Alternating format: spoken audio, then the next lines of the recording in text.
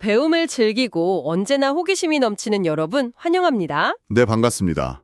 바쁜 일상 속에서 세상 돌아가는 맥락을 좀 잡고 싶을 때 여러분은 아마 쏟아지는 뉴스들 앞에서 약간 멍해지는 경험 다들 해보셨을 겁니다. 그렇죠. 정보가 너무 많으니까요. 맞아요. 그래서 오늘 여러분과 함께 파헤쳐볼 자료가 바로 그 막막함을 뚫어줄 나침반입니다. 우리가 오늘 다룰 핵심 자료는 2026년 3월 12일 금융 AIX 및 보안 동향 데일리 리포트입니다. 네, 이 리포트가 정말 중요한 게 그냥 흔한 기술 동향 요약본이 아니거든요. 그럼 어떤 건가요? 기술이라는 엔진이랑 자본이라는 연료, 그리고 국가 정책이라는 운전대가 어떻게 얽혀서 우리가 돈을 벌고 쓰는 방식을 바꾸는지 보여주는 아주 생생한 현장 보고서입니다. 확실히. 그래서 매일 나라들은 정보에 압도당하지 않기 위해 이번 심층 분석의 미션을 아주 명확하게 잡았습니다. 네, 어떤 미션이죠? 현재 금융권 판도를 뒤집는 AI 기술의 폭발적인 도입, 그리고 이를 둘러싼 각국의 그 살벌한 규제 전쟁, 마지막으로 이 혁신 뒤에 바짝 붙어있는 아찔한 보안 위협, 이 세 가지 거대한 흐름의 핵심을 짚어내는 겁니다. 아주 좋습니다. 이 이면을 들여다보시면 단순히 세상이 변한다는 걸 넘어서 여러분의 자산이나 커리어에 미칠 거대한 지각 변동을 미리 감지하실 수 있을 겁니다. 자, 이 내용을 하나씩 풀어보죠. 사실 불과 몇 년 전만 해도 AI라고 하면 체스 챔피언을 이기거나 우리가 던지는 농담에 대답해주는 신기한 챗봇 느낌이 강했잖아요. 맞아요. 그냥 재미있는 장난감 같은 느낌이었죠. 네, 그런데 오늘 리포트 첫 장을 넘기자마자 분위기가 완전히 다릅니다. AI가 이제 실제 경제 한복판에서 그러니까 진짜 돈을 뽑아내는 도구가 되었어요. 정확합니다. 그 피놀로지라는 핀테크 기업의 데이터 보셨죠? 네. 저 그 AI 펀드 매니저 데이터 보고 제 눈을 의심했습니다. 무려 71%의 투자자에게 수익을 안겨줬다는 초계 결과가 나오더라고요. 요즘 같은 변동성 장세에서 71%면 인간 펀드 매니저들도 달성하기 힘든 타율이거든요. 그러니까요. 거기에 솔 AI, 반도체 소부장 ETF의 순 자산이 1조 원을 돌파했다는 수치도 나오잖아요. 사람들이 지금 이 AI 테마에 얼마나 맹렬하게 진짜 돈을 쏟아붓고 있는지 보여주는 거죠. 여기서 매력적인 부분은 AI가 단순히 차트를 분석하고 주식을 사고 파는 차가운 계산기 역할에만 머물지 않는다는 겁니다. 그럼 다른 영역으로도 확장이 되고 있다는 말씀이신가요? 네, 인가의 아주 내밀한 일상이나 감정적인 교류가 필요한 영역까지 스며들고 있죠. KB금융 사례를 보면 고령사회에 진입하면서 돌봄이나 요양시장에 AI 기반 헬스케어 서비스를 막 적극적으로 확장하고 있잖아요.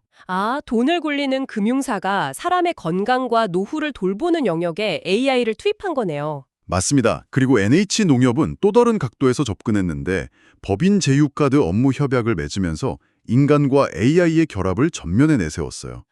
기계가 사람을 대체하는 게 아니라 직원의 능력을 증폭시키는 쪽으로요? 그렇죠. 일종의 엑소스켈레톤, 그러니까 외골격 수트 같은 역할을 하겠다는 선언인 거죠.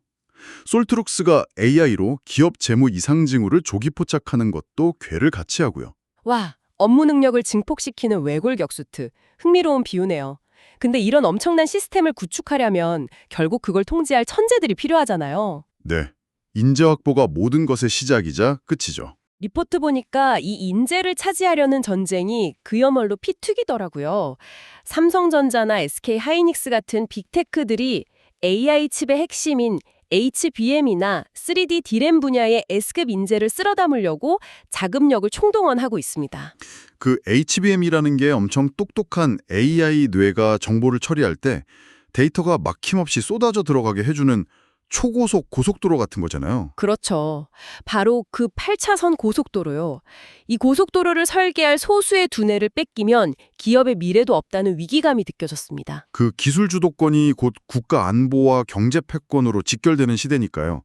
한 기업이 S급 인재를 얼마나 가졌느냐가 향후 글로벌 시장에서 그 나라 위치를 결정짓거든요. 그래서 자연스럽게 각국 정부도 팔짱만 끼고 있을 수 없게 된 거군요. 맞습니다. 이 막강한 기술과 새로운 자산들을 국가가 어떻게 끌어안을지, 통제할지를 두고 치열한 눈치 싸움이 벌어지고 있죠. 여기서부터가 정말 흥미로워집니다.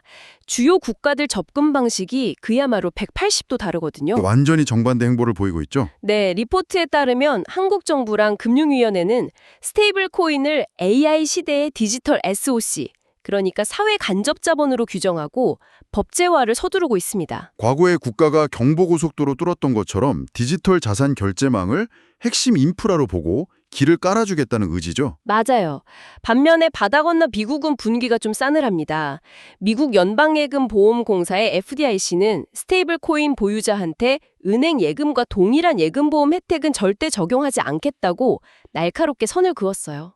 한쪽은 미래의 고속도로라며 설계도를 그리고 있는데 다른 한쪽은 그 도로는 정부가 보증하는 안전지대가 아니라고 팻말을 쾅 박아버린 셈이죠. 네, 이 두 거대한 시장이 완전히 다른 방향의 베팅을 하고 있다는 게 앞으로 엄청난 나비 효과를 가져올 것 같아요. 이것을 더 큰 그림과 연결해보면 규제의 결은 국가마다 달라도 AI 생태계를 선점하려고 국가 예산을 퍼붓는 스케일 자체는 전 세계가 공통적으로 상상을 초월합니다.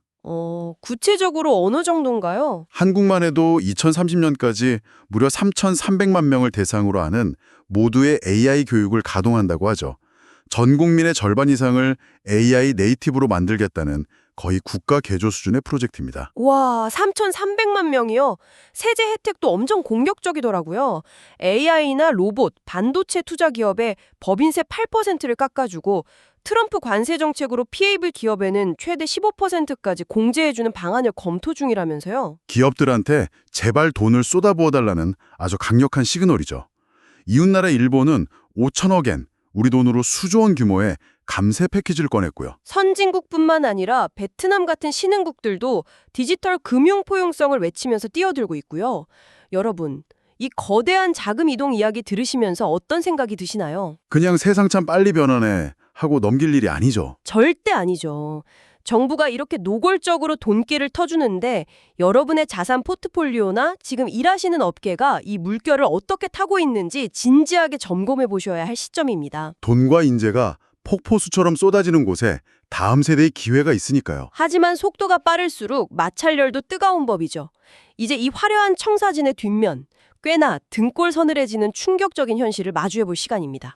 혁신의 속도가 방어막 구축 속도를 아득히 초월했을 때 벌어지는 참사, 그러니까 보안 위협 폭발에 대해 이야기할 차례군요. 그렇습니다.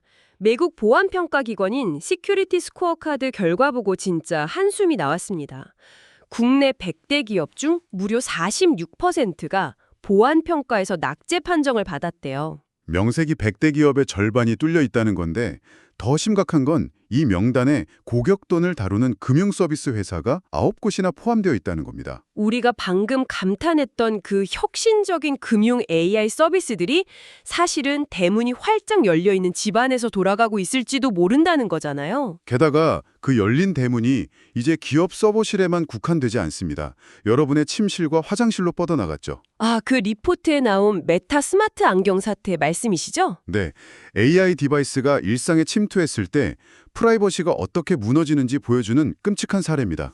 사용자가 화장실 이용하는 거나 극도로 사적인 성행위, 심지어 민감한 금융정보 입력하는 것까지 안경이 무단 촬영해서 케냐 서버로 유출시킨 그 사건이요. 기기 지능이 높아지면서 주변 데이터를 막 흡수하다 보니까 통제불능의 데이터 유출이 벌어지는 겁니다. 아니, 안경 하나 잘못 썼다가 가장 은밀한 사생활이 지구 반대편으로 생중계된다니 이제 누가 안경 만지작거리기만 해도 피하고 싶어질 것 같아요? 일상의 기기가 스파이가 되는 것도 무서운데 시야를 전 세계 단위로 넓히면 더 거대한 위기가 도사리고 있습니다. 더 거대한 위기요? 우리가 만드는 엄청난 양의 AI 데이터들이 결국 물리적인 데이터 센터에 모이잖아요.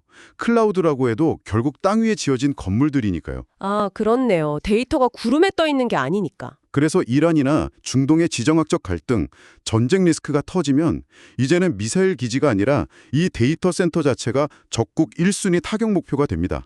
정보가 곧 무기고 경제 심장이니까요. 사이버 공격뿐만 아니라 물리적인 파괴 위협까지 더해진 거네요. 맞습니다. 내 자산 데이터가 들어있는 건물이 중동 분쟁의 타격 목표가 될 수 있다는 거죠. 스케일이 진짜 다르네요. 근데 우리가 일상에서 당장 뼈저리게 겪는 건 역시 금융사기 아닐까요? 리포트 보니까 사기꾼 수법도 AI 없고 끝을 달리고 있습니다. 네, 해외 번호를 010으로 변조하는 중계기 일당 15명 검거된 건 이제 애교 수준이죠. 맞아요. 놀라지 마십시오, 여러분. 카드가 발급됐다는 단순한 전화 한 통에 무려 7억 원이 털린 고액 보이스피싱 피해 사례가 보고됐습니다. 한 통화로 7억 원 증발이라 이게 피해자가 유독 순진해서 당한 게 아닙니다. 과거처럼 어눌한 말투의 사기꾼을 상상하시면 절대 안 됩니다. AI가 이미 유출된 피해자 데이터를 딥러닝해서 가장 속기 쉬운 맞춤형 대본을 짜니까요. 게다가 지인이나 가족 목소리까지 완벽하게 복제해서 접근하니까 뇌가 이게 가짜인지 인지하기도 전에 당해버리는 겁니다. 그래서 요즘 가상자산 보관해주는 커스터디 서비스들이 이자 많이 줍니다가 아니라 우리는 절대 안 똘립니다를 최우선 마케팅으로 삼고 피 터지게 경쟁하는 거군요. 극단적인 신뢰의 위기가 온 거죠. 그래서 이 모든 게 대체 무슨 의미일까요? 한쪽에서는 AI가 놀라운 수익률로 돈을 긁어모으고 국가는 수십조를 풀고 있는데 다른 한쪽에서는 내 데이터를 노리는 안경과 7억 원을 훔쳐가는 사기꾼이 판을 칩니다. 무슨 투성이죠, 정말. 이 조각들을 어떻게 맞춰야 미래가 보일까요? 리포트 후반부에 재미있는 동향이 2개 더 있습니다. 마스터카드가 앱토스, 아발란체 같은 85개 암호화폐 기업과 손잡고 온체인 결제 네트워크를 구축했대요. 신용카드 결제망 뒤편에 암호화폐가 달릴 수 있는 거대한 고속도로를 연결한 겁니다. 전통금융과 블록체인 경계가 무너진 거죠. 반면 우리금융 같은 전통 강호는 재무 건전성을 위해 상징 같은 디지털 타워 매각을 추진하고 있고요. 무거운 건 팔고 핵심 역량에 올인하겠다는 뼈 깎는 다이어트입니다. 전통금융사들이 상징적인 건물까지 팔면서 핵심 자산에 집중한다는 건 지금 변화 속도에 엄청난 위기감을 느낀다는 방증입니다. 그럼 이 흩어진 팩트들을 종합해서 타임라인별 시나리오를 좀 그려주시죠. 당장 3개월에서 6개월 사이 단기 전망은 어떤가요?